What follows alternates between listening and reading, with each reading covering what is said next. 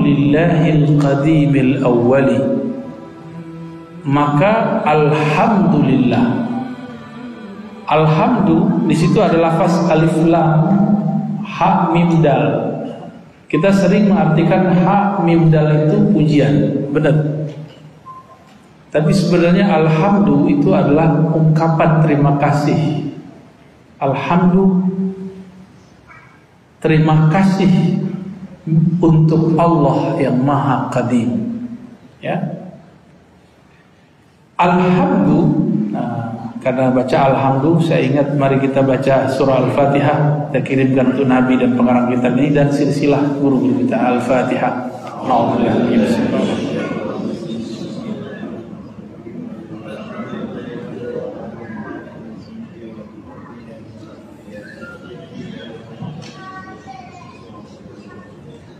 Falhamdu, dan pujian atau ungkapan terima kasih yang paling sempurna. Itu makna alif lam. Alif lam itu sempurna. Apa arti alif lam? Kesempurnaan, kamaliyah, kesempurnaan Allah Subhanahu wa ta'ala. Maka falhamdu, kesempurnaan pujian, kesempurnaan rasa terima kasih hanya layak dipersembahkan untuk Allah. Coba lihat nama Muhammad, mim ha mim dal. Ya, coba saya tulis ya.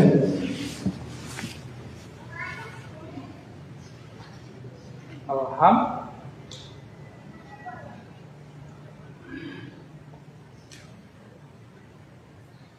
kelihatan?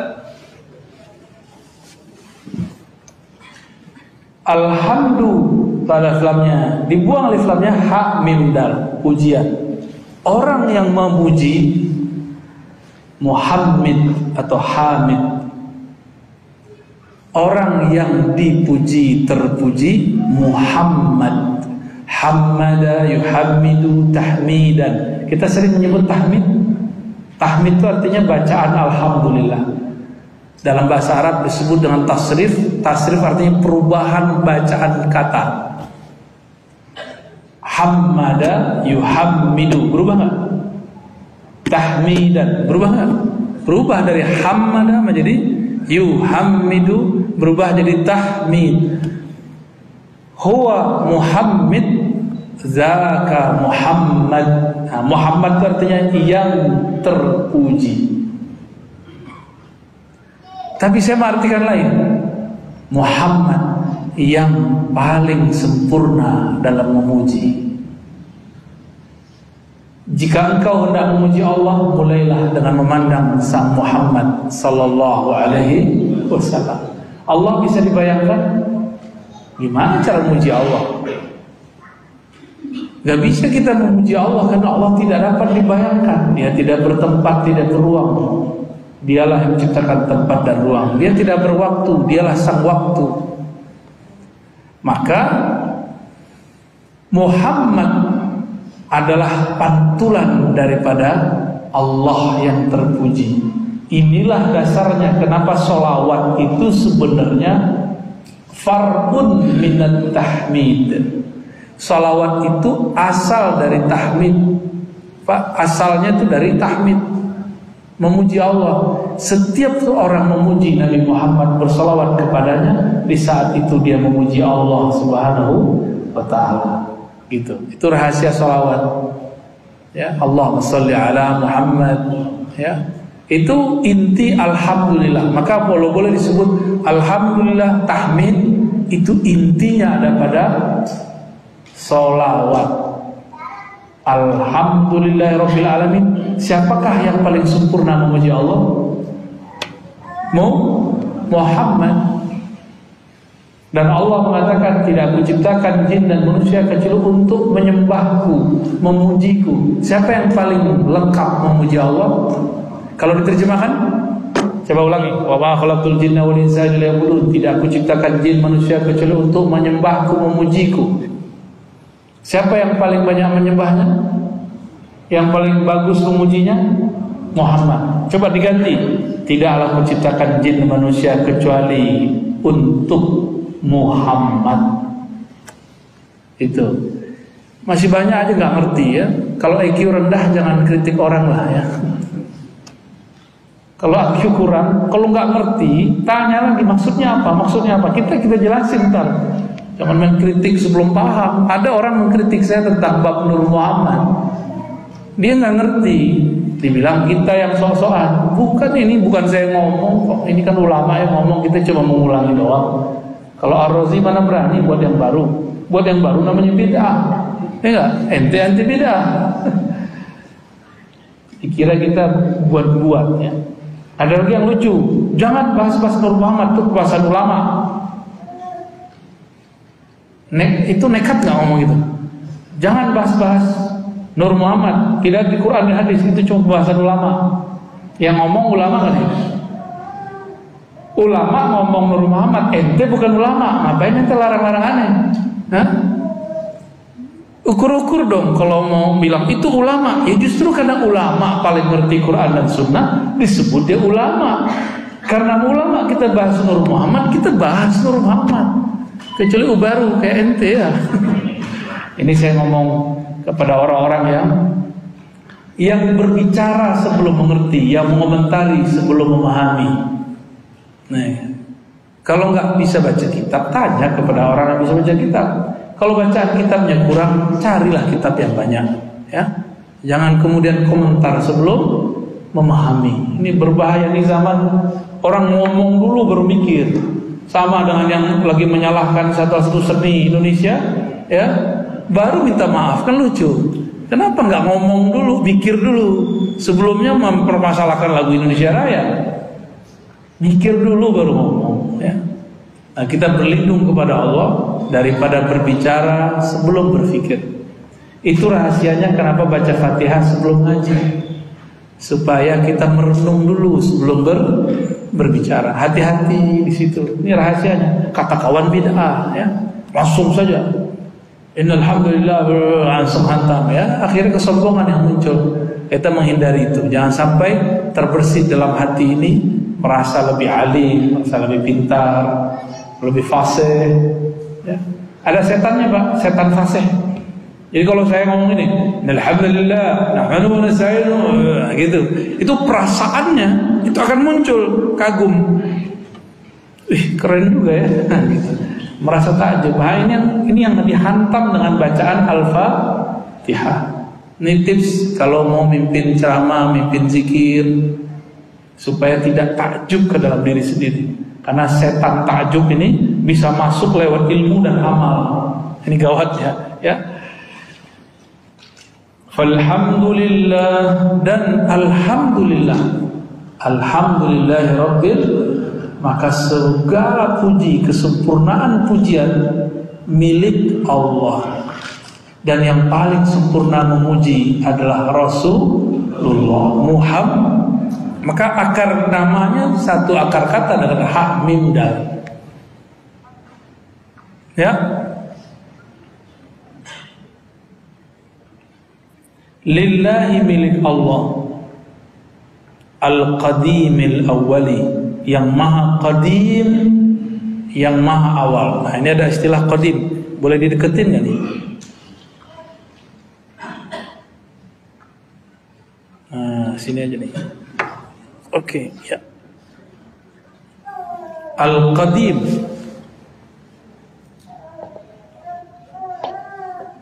Mungkin ada yang khidmah satu ngampus ya sini.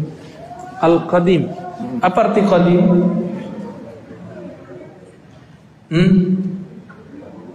Yang maha wujud, al-wujud.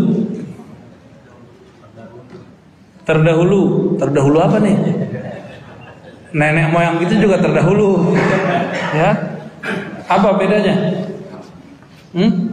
Apa makna qadim? Ya enggak usah. Kita Al-Qadim dari kata qidam, wujud, qidam, baqa. Qidam. Nih tulisannya qidam. Apa arti qadim atau qidam? Coba dihafalkan ya. Mala yasbikuhu adamun, yang tidak pernah tidak ada. Coba lagi. berarti selalu ada. Itu namanya qadim. Apa yang unik dari membahas nama ini? Dulu ada namanya Ibnu Abil Izz, murid Ibnu Qayyim, pengikut Ibnu Taimiyah. Apa kata dia? Qadim ini bukan nama Allah. Maka bid'ah meyakini Qadim sebagai nama Allah, karena salafus saleh tidak pernah mengatakannya. Yang paling lucu Albani, ya, rahmatullah alaihim, semoga Allah merahmati mengampuni mereka, berbicara bukan pada haknya. Apa kata Albani ketika dia mentahqiq tentang Tahawiyah? Kata dia, Al-Qadim tidak dikenal di zaman salaf, tidak ada salaf yang mengatakannya. Salaf itu ujungnya tahun 300 Hijriah. Itu ujung salaf. Oke? Adakah di kalangan ulama salaf yang menyebut Allah Qadim? Ada. Namanya Imam Tahawi. Lucunya Albani membahas kitab Tahawi, tapi dia nggak ngerti Tahawi ini salaf. Imam Tahawi mengatakan Allah itu qadimun bila ibtida'in. Dia qadim tanpa permulaan. Dia bermula tanpa ada permulaan. Dia ada tanpa pendahuluan. Dia ada tanpa sebelumnya tiada. Jadi nggak ada, berarti selalu. Yang ngomong Imam siapa? Tahawi. Imam Tahawi hidup di zaman salafus saleh, wafatnya tahun 321 Hijriah. Jadi wafatnya agak di zaman abad keempat. Tapi hidupnya dia lahir sekitar tahun 237 atau 38, sekitar itulah. Berarti dia ulama salaf bukan? Ulama salaf. Karena dia hidupnya lebih dari 70% hidup di zaman salafus saleh. Dia mengatakan Allah Qadim. Ini kalau ulama salaf. Kalau hadis mah banyak. Nah, ada yang paling sahih, Allah kemudian mengajarkan Rasulullah mengajarkan sahabat. Kata Nabi, jika engkau masuk masjid, bacalah A'udzu biwajhillahil karim wa bisultanihil qadim. Aku berlindung dengan wajah Allah yang maha pemurah, dengan sultannya yang qadim. Nama Allah Qadim. Berarti ada di hadis? Ada, ya. Jadi ada orang ngeritik tapi nggak mikir dulu. Di Quran banyak, ya. Di hadis banyak hal-hal yang semakna dengan Al-Qadim. Terlepas dari perdebatan itu, udah lepasin itu. Jadi ada yang mengatakan Qadim bukan nama Allah, kalamnya tidak sahih. Al-Qadim bermakna Al-Awwal, yang maha awal. Ini ada satu zikir terapi orang-orang yang ragu mengenai Allah. Itu surat Al-Hadid, huwal awwalu wal akhiru wal zahiru wal batinu wa huwa bikulli syai'in alim. Itu dibaca berkali-kali dengan makna yang pas, akan menghilangkan syak, ragu tentang Allah. Pernah ragu nggak tentang Allah? Kalau ragu baca itu. Diriwayatkan oleh Imam Tirmizi dan menjadi zikir utama orang-orang yang sedang ragu kepada Allah.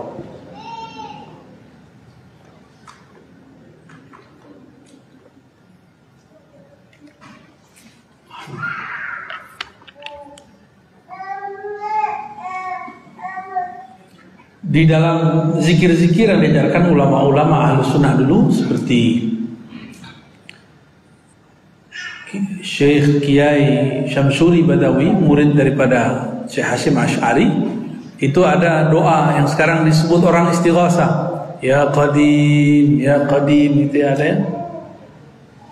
Ada doa. Jadi boleh, sama dengan ya awal, itu artinya sama. Wal akhir al baqi, yang maha akhir, tidak ada penghujungnya. Al baqi, yang maha baqa, bila tahawuli, tidak mengalami perubahan. Nah, ini kata kunci. Allah dulu, sekarang dan nanti sama nggak? Makanya Allah di Mekah dengan Allah di Simpruk sama nggak? Beneran. Terus kenapa antum itu nafsu sekali umroh? Kok nafsu sekali umroh? Karena banyak orang nafsu umroh, muncullah kemudian gerakan-gerakan penguasaan nafsu umroh. Banyaklah travel-travel yang kemudian travel bodong-bodong, benar nggak? Itu untuk memuaskan nafsu orang umroh. Yang bikin travel nafsu juga, pengen dapat pulus. Jadi nafsunya ada nafsu mau ke sono, ada nafsu pengen dapat duitnya. Iya, dan kita sudah lihat ada yang ditangkap, ya. Buat aja travel, tapi jangan pakai nafsu, sulit ya. Yang kebayang sudah dolar dan real. Lagi tawaf, real ya Allah, real ya Allah. Itu kawan saya 4 tahun dia kerja jadi mutawif. Apa kata dia? Wallahi Buya, saya selama umroh haji bawa jamaah nggak ingat Allah, saya ingatnya real ya Allah, dolar ya Allah. Ya saya nggak tahu yang lain ya, itu pengakuan dia. Mungkin ustadz yang lain nggak begitu, mungkin lebih tulus ya. Enggak juga sih kayaknya. Allah di sana di sini sama kok. Kita ke sana itu bukan karena kita pengen ini dan itu, tapi karena perintah. Ada kesanggupan kita datang ke Mekah Madinah. Bukan karena saya pengen gitu. Itu namanya ibadah dengan nafsu. Ibadah dengan hawa. Afara'aita man ittakhadha ilahahu hawa. Ibadah pakai nafsu itu begitu. Jadi dengan tidak adanya haji umroh sekarang kayaknya sedih gitu, kayaknya imannya runtuh gitu. Kayaknya Allah itu nggak ada lagi kalau nggak ada umroh. Emang urusan mau haji umrohnya nggak ada, Allah tetap ada. Benar nggak? Allah sudah ada sebelum perintah haji umroh. Allah sebelum memerintahkan haji umroh sama nggak dengan setelahnya? Sama, beneran. Antum sholat di sini pahalanya 27. Kalau di sana berapa? 100.000 kan pahala. Kita cerita pahala. Tapi yang disembah sama nggak? Jadi sebenarnya kok bisa 100.000? Kalau saya pendekatannya bukan masalah setiap sholat dapat 100.000, enggak.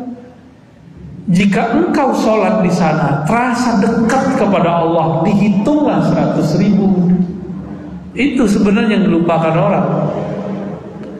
Awal kita masuk ke kota Mekah, masuk ke Masjidil Haram, berdesir melihat Ka'bah. Apakah kita menyembah Ka'bah? Kan enggak. Ada yang menyembah Ka'bah? Musyrik. Ka'bah itu cuma bebatuan dan ada air di bawahnya Zam-Zam. Itu makhluk. Kita enggak nyembah itu. Makanya doa ketika ketemu Ka'bah, Allahumma zidhu ta'syarifan wa ta'ziman. Ya Allah, tambahkan kemuliaan si batu ini, si Ka'bah ini. Bukan kita menyembah batu. Jadi sebenarnya antum kalau di sini connect hatinya kuat, di sana lebih kuat lagi, begitu maksudnya. Di sini 27 jamaah, di sana bisa 100.000. 100.000 energi zikirnya. Makanya orang nggak puas-puas, zikir terus ya. Sana itu. Lebih banyak juga yang melongo gitu, ngeliatin orang Turki, orang Arab yang bening-bening ya. Orang Arab apanya boleh orang pakai tutup muka semua. Ya paling orang Turki ya jujur aja lah, ini nggak apa-apa. Ya, yang akhwat-akhwatnya ngeliatin cowok-cowok brewok tuh ini. Ya kita cemburu Bu. Kita kurang brewok soalnya. Ya paling dikit doang di sini. Jadi yang kalau ke tanah Arab yang panen cewek-cewek Indonesia, muslimatnya, matanya cuci tiap saat ya. Kita nyesek ngeliat orang pakai cadar semua. Ya enggak, seharusnya memang begitu. Biar mata kita nggak jelalatan ya, tutup aja lah ya. Nah, Bapak Ibu, sahabat-sahabat Allah, Allah dulu, sekarang sama, nanti sama. Allah di sini, Allah di sana sama. Saya berulang-ulang menyampaikan ini. Nah, maka saya tanya lagi. Allah malam sepertiga terakhir dengan Allah di awal malam, Allah tengah malam sama. Allah malam Lailatul Qadar, Allah malam Id, Allah malam nanti, sama gak? Terus kenapa antum menyembahnya beda? Hah? Kenapa kita menyembahnya berlainan caranya? Padahal Allah yang disembahnya sama. Jangan-jangan kita ini hamba pahala, bukan hamba Allah subhanahu wa ta'ala. Ini hamba apa nih? Hamba pahala ya? Ya kita ini masih hamba pahala, belum hamba Allah ta'ala. Nah, saya mengajak dengan membaca ini supaya lebih tulus kepada Allah subhanahu wa ta'ala. Sembahlah dia, pujilah dia, mau malam, mau tengah malam, mau akhir malam, mau siang, mau Lailatul Qadar. Lailatul Qadar samain aja.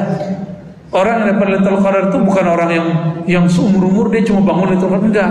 Orang yang sudah mulai dari malam-malam Rajab ini, dia kemudian menabur benih-benih Qiyamul Lail.